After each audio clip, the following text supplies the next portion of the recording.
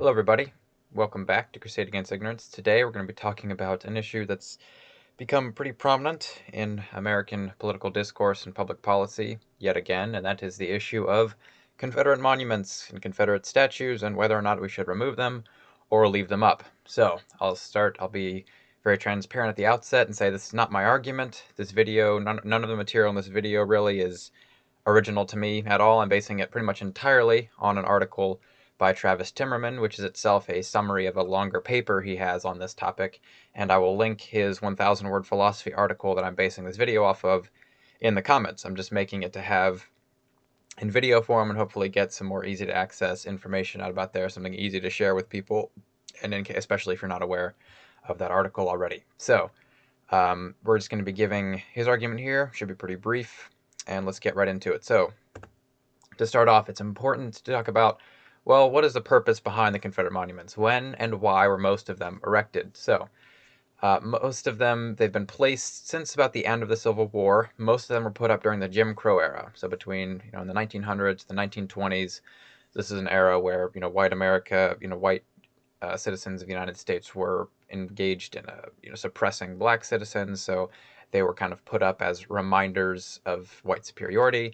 And again, the same thing happened during the Civil Rights Movement in the 1950s and roughly in the 60s. In order, the purpose of putting the monuments up throughout most of history was to further suppress African Americans. So the monuments most of the time weren't put up as some sort of symbols of remembering history. The purpose behind them, the intent behind them, was mostly during these movements of more liberation of African Americans, and this was done by white Americans in order to suppress them further during these movements. So that's the reason behind why most Confederate monuments were put up.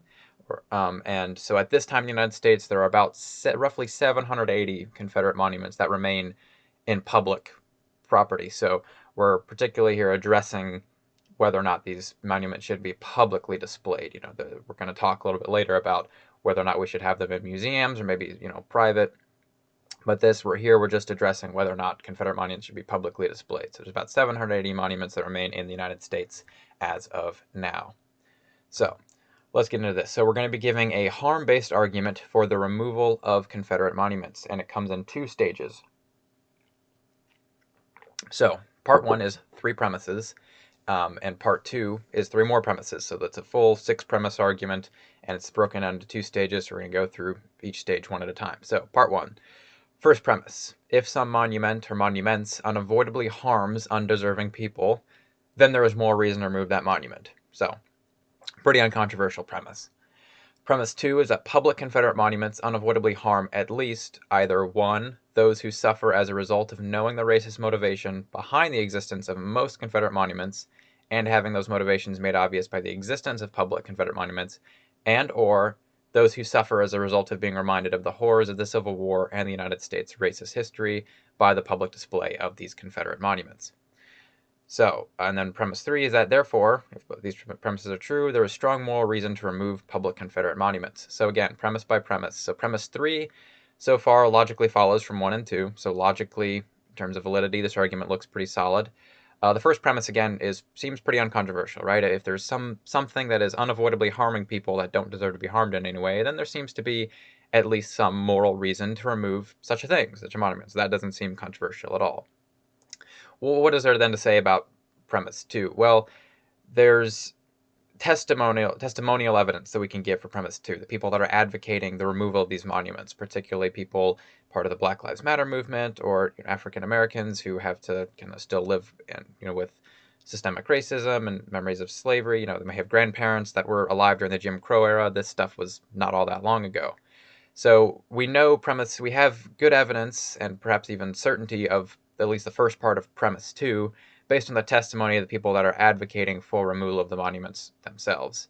As for premise 2, even if we're going to go with, saying that the monuments aren't intrinsically racist, the Civil War was still a very dark, violent, and horrific time of our history. So there may be people that suffer as a result of being reminded of that, even who aren't harmed by them on intrinsically racist grounds, or even if the monuments themselves are not intrinsically racist. So premise 2 looks like it's very well supported as well. If you're going to deny that, you're going to have to deny the lived experience of what people are telling you, which, apart from just being really uncompassionate, also seems straightforwardly false in this sense. So there are people that are suffering some levels of unavoidable harm, or the harm is avoidable by removing the monuments. So the monuments themselves unavoidably harm those who suffer, but knowing the racist intentions of why these monuments were put up and are still being left up. So far the argument looks pretty airtight. Premise 1 is completely uncontroversial. Premise 2 is going to be really hard to deny unless you just want to be a sociopath, and the logically valid. So far the argument looks pretty good. So let's move on to part 2 of this argument. So, premise 4. If there is moral reason to remove some monuments, then people are morally obligated to remove them unless there is equally strong or stronger reason to preserve them. So again, that looks pretty solid. If we have moral reason to do something, then we're morally obligated to do it, unless there's some reason, overwhelming reason, either equal or greater, to say that we shouldn't, or we should do the opposite of that. Premise 5 then is that there isn't equally strong or stronger reason to preserve public Confederate monuments than to remove them. And 6, therefore, people are morally obligated to remove public Confederate monuments. So, once again, logically, everything looks pretty airtight. If premises 1, so remember going back here, premises 1 through 3, and then we have 4 and 5. If premises 1 through 5 are all true, then 6 follows. Again, logical validity, we're looking good. So the question then comes down to soundness. So the premise is true. We've already gone through the first 3. They seem pretty uncontroversially true. Premise 4, yet again, is uncontroversial. So if we have moral reason to, as I said, if we have moral reason to remove something or to do something, then it seems like we have a moral obligation, even if only minimal, to do that unless there's some overarching reason as to why we shouldn't, equally strong or stronger reason morally. So premise 4, again, pretty uncontroversial. Premise 5 is going to be probably the most controversial premise of this whole thing, that is to say there isn't equally strong or stronger reason to preserve the public Confederate monuments than to remove them. So this is going to be where most people jump off the boat. They're going to deny this premise. And then 6, if these all follow. So if all these premises are true, 1 through 5, then it is true that people are morally obligated to remove the public Confederate monuments. That seems obvious. So logically, we're looking good.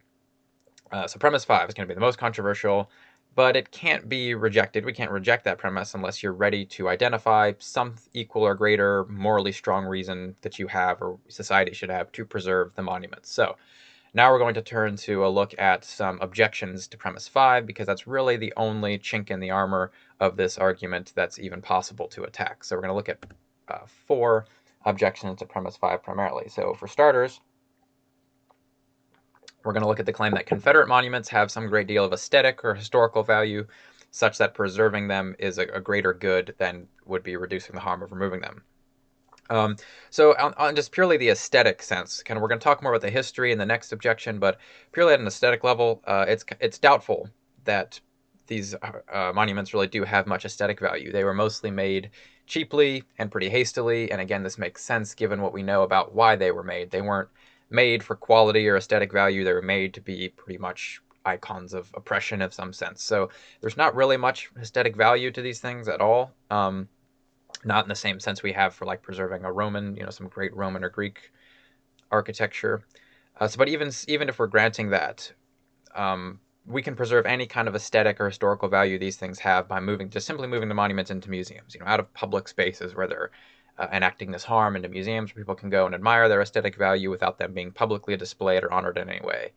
But again, it's also not clear that there's any level of aesthetic value that it would be enough to outweigh the harm done by the public displays. Even if we were to grant that there's some aesthetic value, it's going to be tough, I think, to make the case that there's any level of aesthetic value such that it outweighs the harm done by keeping these things publicly displayed. So that first objection is not going to be great.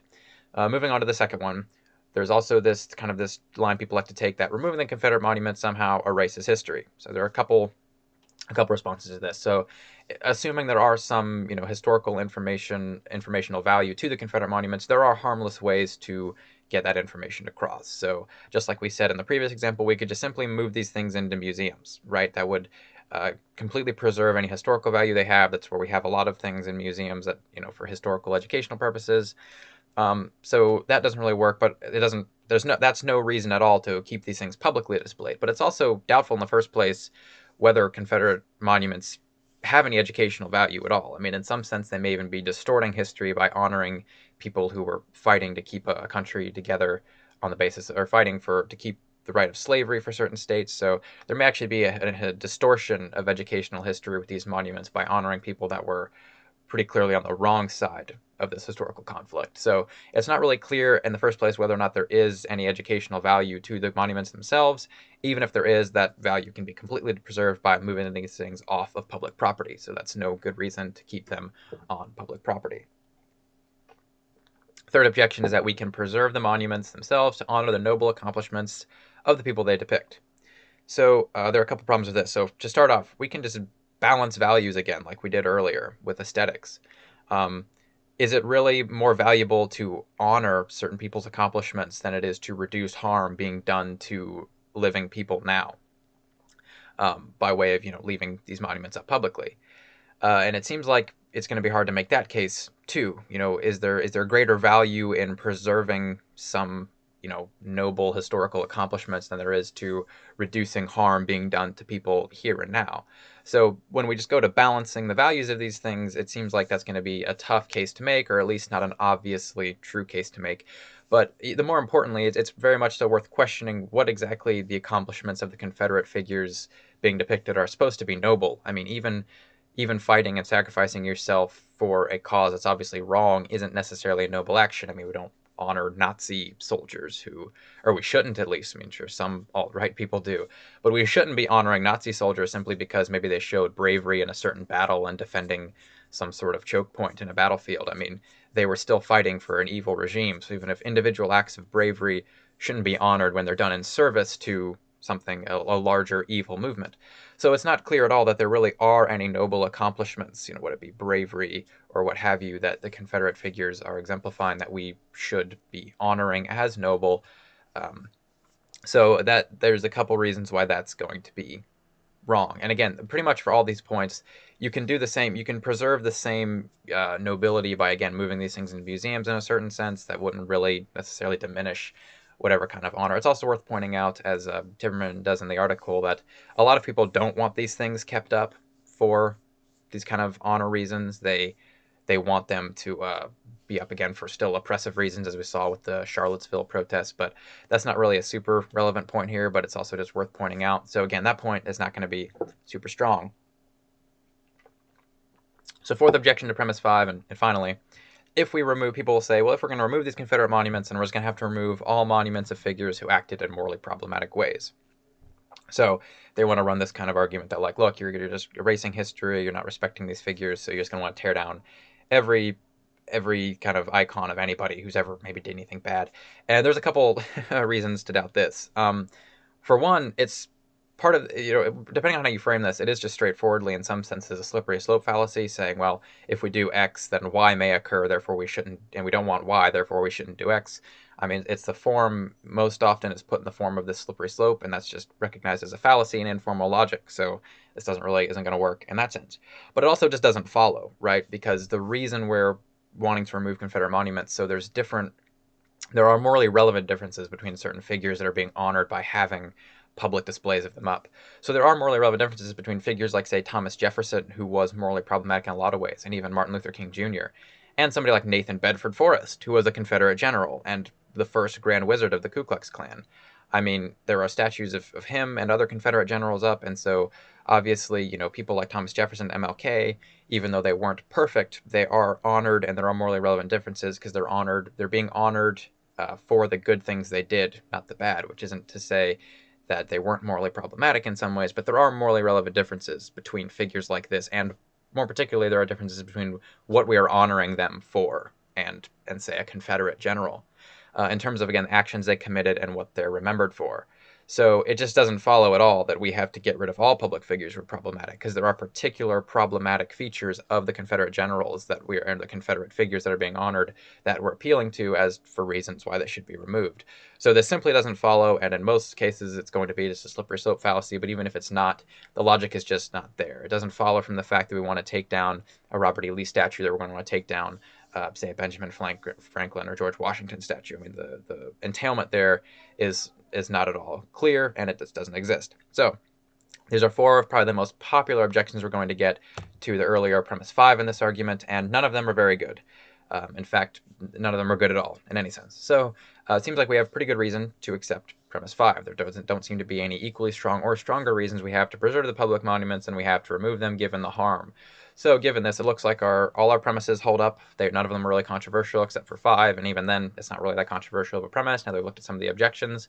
So again, logical validity holds up. The soundness seems to hold up. So it seems like then this argument gives us reason to accept the conclusion that we are morally obligated to remove public Confederate monuments.